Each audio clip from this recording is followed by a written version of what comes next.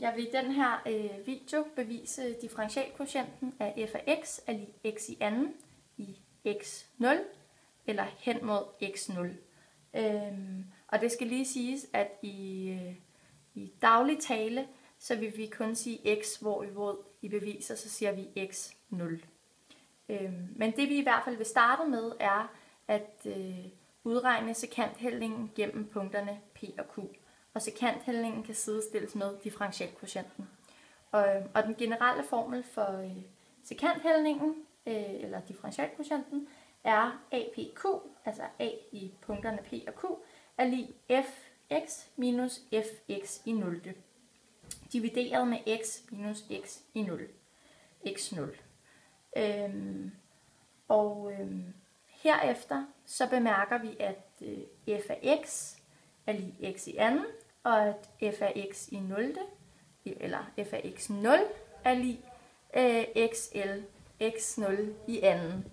Og de her to størrelser eller bemærkelser, dem indsætter vi i udtrykket for sekanthandlingen, altså i den her formel, og får dermed x i anden minus x0 i anden, og ligeledes nedenunder x minus x0.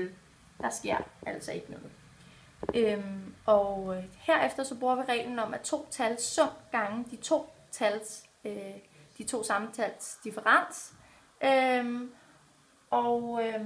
Der får vi dermed, altså at APQ, altså at differentialkvotienten er lig x plus x i 0 gange x minus x i 0. Og nævneren sker der ikke noget ved, så den er stadig x i x0. Men herefter så ser vi, at vi har både her og her. Og det gør altså, at vi kan forkorte med faktoren x minus x0. Eller vi kan også sige, at de går ud med hinanden. Altså hele parentesen med, eller hele dette udtryk går ud med hele dette udtryk.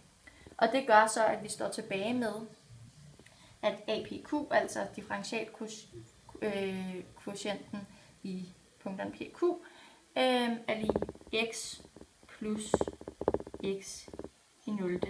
Altså dette udtryk. Og nu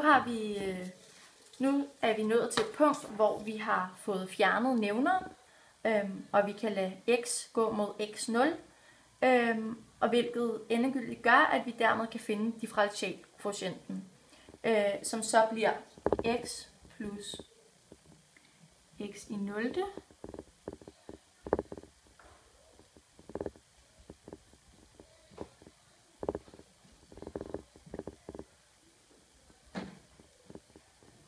Når x går mod x0, altså denne antagelse.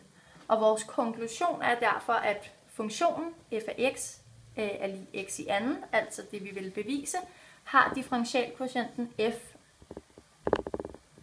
mærke x i 0 er lig 2 gange x 0.